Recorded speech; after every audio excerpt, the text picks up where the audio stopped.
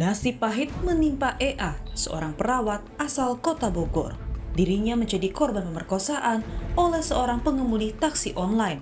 Kasus ini terungkap berawal unggahan di media sosial klinik tempat korban bekerja. Saudara, kembali terjadi kasus pelecehan seksual oleh pengemudi taksi online kepada penumpangnya. Kali ini seorang tenaga kesehatan menjadi korban dan pelaku menjalankan aksinya ini dengan modus pengusiran aura negatif. Lalu, bagaimana kasus dapat terjadi?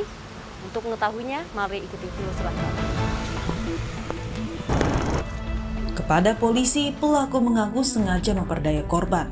Pelaku memanfaatkan kegalauan korban yang bercerita masalah kehidupannya. Pelaku lantas berdalih dapat mengobati kegelisahan korban. Terperdaya, korban masuk dalam perangkap pelaku. Terungkapnya dugaan adanya pencabulan oleh driver taksi online ini kepada salah seorang korban yang berprofesi sebagai seorang perawat. Ini adanya viral di media sosial, adanya komplain dari kantor tempat di mana korban ini bekerja, korban EL ini bekerja, yang mana di situ kantornya menyatakan bahwa telah terjadi pelecehan seksual oleh driver taksi online kepada penumpangnya. Pak, kemudian di BAP sendiri, dalam pemeriksaan sendiri ini diungkap tidak Pak, apa motif dari pelaku ini dan bagaimana modus yang dijalankan oleh pelaku ini dalam memperdaya korban, Pak? Oh ya, jadi kalau berdasarkan keterangan korban dan juga diakui oleh tersangka, ini kronologisnya awalnya adalah adanya pemesanan taksi online. Tujuan taksi online itu adalah dari wilayah Pesanggerahan ke stasiun kereta api Kebayoran Lama. Karena korban ini kan tinggalnya di Kota Bogor, rencananya akan naik KRL dari Kebayoran Lama ke Bogor. Dalam perjalanan mengantar ke stasiun kereta api, ini pihak tersangka atau driver ini menawarkan kepada korban untuk mengantar secara langsung sampai ke rumahnya di Kota Bogor. Karena melihat bahwa ada penawaran tersebut, korban pun bersedia untuk diantarkan sampai ke rumahnya di Kota Bogor. Nah, kemudian dalam perjalanan dari Jakarta menuju Bogor, ini terjadi pembicaraan antara tersangka dengan korban. Tersangka HS ini mengaku kepada korban bahwa dia memiliki kelebihan dalam hal bisa melihat hal-hal yang gaib. Dan dia melihat bahwa di tubuh korban ini ada aura negatif. Dan termasuk juga ada jin yang menempel kalau menurut pandangan daripada tersangka AS ya. Pelaku ya Pak ya. Sehingga dia menyarankan kepada korban agar untuk menghilangkan aura negatif dan mengusir jin yang menempel di tubuh daripada korban, ini bisa dilakukan ruqyah dan doa-doa tertentu yang akan dilaksanakan oleh tersangka. Karena apabila tidak dilakukan, menurut pandangan tersangka pada waktu itu keterangannya, ini bisa berakibat fatal bagi korban karena ini bisa membawa kesialan, ini bisa membawa kesengsaraan dan pada akhirnya bisa membawa penyakit yang berakibat pada kematian daripada korban. Karena mendengar hal tersebut, ini korban menjadi terpedaya dan percaya sehingga korban mengiyakan untuk dilaksanakan pengobatan berupa ruqyah. Dan dalam perjalanan menuju ke Bogor, mereka mampir untuk membeli kembang atau bunga karena memang itu persyaratan untuk kegiatan ruqyah. Dan sampai di rumah korban di wilayah Kota Bogor, disitulah dilaksanakan kegiatan ruqyah tersebut. Ruqyah yang dilaksanakan adalah dengan cara si tersangka HS ini memandikan korban dengan air bunga dengan bacaan-bacaan tertentu yang dilaksanakan di kamar mandi rumah daripada korban. Setelah pelaksanaan ruqyah tersebut, setelah berganti baju si tersangka, si korban, ini tersangka mengajak korban keluar untuk mencari makan setelah pelaksanaan ritual ruqyah. Jadi mereka berdua keluar mencari makan.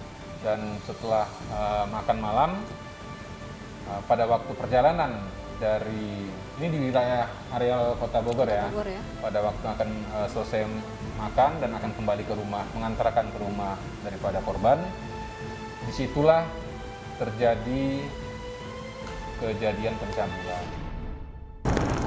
Persatuan perawat yang menaungi korban turut memberikan pendampingan. Korban yang sempat mengalami goncangan akhirnya mampu meluapkan. Begitu mendapat kabar bahwa ada anggota kami yang terkena musibah, kami langsung meluncurkan tim dari divisi hukum ya untuk langsung ke kliniknya untuk melakukan konfirmasi. Kejadian kan tanggal 16 ya, tanggal 17 kita dapat kabar. Hari itu juga malam, karena saya dapat kabarnya kan sore, malam itu tim ke klinik untuk koordinasi, kemudian diterima sama CS di sana untuk akan bertemukan dengan ownernya. Hari berikutnya baru kita bisa ketemu dengan ownernya, bahwa menceritakan kasusnya apa. Nah, dari kami dari DPD PPNI Jakarta Pusat sesuai dengan fungsinya bahwa sekecil apapun anggota ketika terkena musibah akan kita dampingi. Kita sudah menerjunkan tim dan koordinasi dengan pihak klinik untuk melakukan pendampingan dari sisi hukum gitu.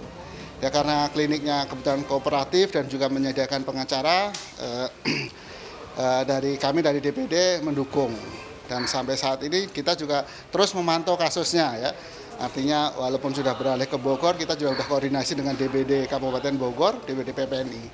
Untuk korban sendiri memang saat ini kami belum bisa menemui karena masih depresi, trauma, sehingga mungkin dalam waktu dekat kita juga akan melakukan pendekatan terhadap korban. Jadi untuk saat ini itu yang kami lakukan, tetap melakukan pendampingan. Pak, kemudian tadi kan Bapak mengatakan bahwa saat ini korban masih trauma dan depresi begitu. Kemudian Bapak sudah dapat update belum Pak dari pihak klinik gitu?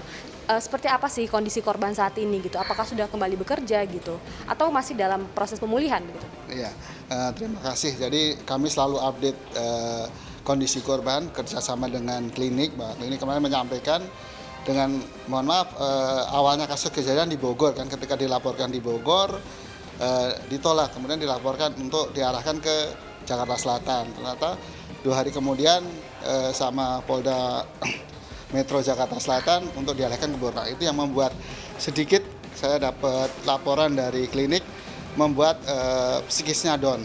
Tapi tetap kami mengutus tim ke sana untuk memberikan motivasi agar tetap semangat, karena kami akan selalu mendampingi agar sampai kasus ini terselesaikan, kemudian tidak ada lagi nanti nakes-nakes yang menjadi korban. Gitu aja.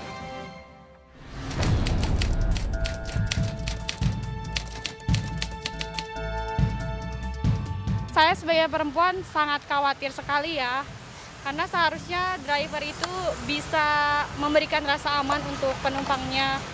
Nah itu, ya jangan sampai sih, mungkin waspada diri juga. Iya, apalagi sekarang perempuan ya, banyak banget atau lagi rawan, banyak banget berita yang bertebaran sekarang. Jadi lebih hati-hati aja sih.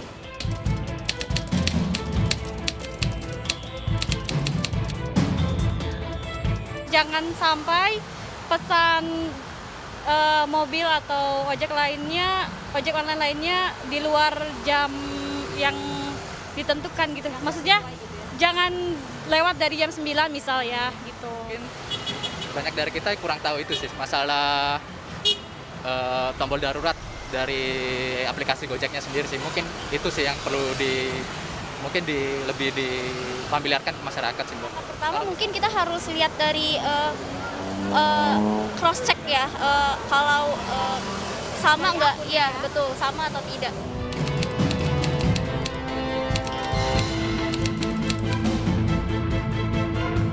Untuk rekrutmen itu lebih diketatkan kembali supaya mereka menyaring karyawan yang benar-benar kompeten gitu. Mungkin dari perekrutan Gojek, mungkin ada tindak lanjut dari seperti apa, mungkin itu yang perlu ditingkatkan sebagai masyarakat yang pengguna juga ya. Harus lebih selektif lagi kali ya untuk para ininya. Iya, dicek dulu latar belakangnya baru itu. Pokoknya seleksi lebih ketat lah ya. Pengamat transportasi menilai tindak kejahatan di transportasi online terus berkembang. Pengemudi maupun penumpang rentan menjadi korban.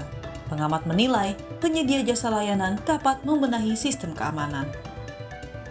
Ya, saudara, untuk melihat bagaimana kasus ini dapat terjadi di dalam taksi online, mari kita berbincang dengan seorang pengamat transportasi, yakni Pak Joko Setijowarno.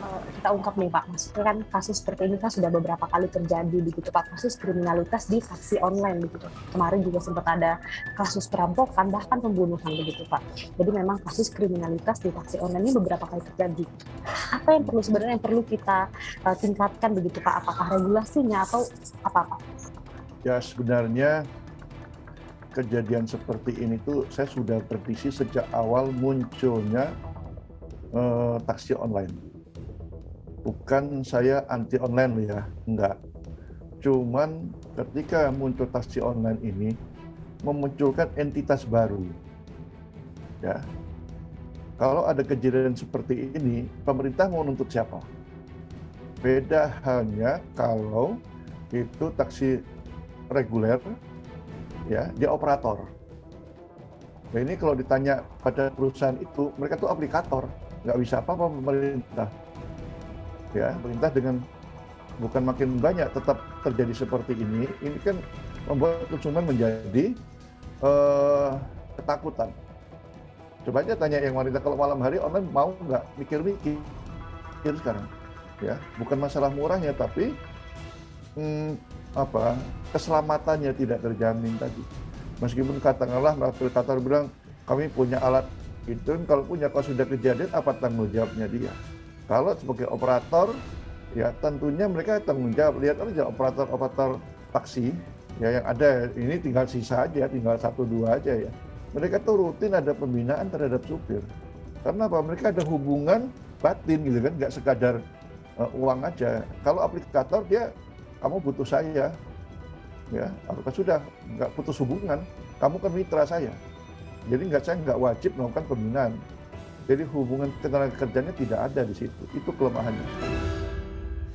Maraknya kasus kriminalitas pada taksi online membuat para penggunanya, khususnya wanita, menjadi was-was untuk menggunakan taksi online. Para pengemudi yang harusnya memberikan rasa aman kepada para penumpang seringkali menjadi pelaku kejahatan.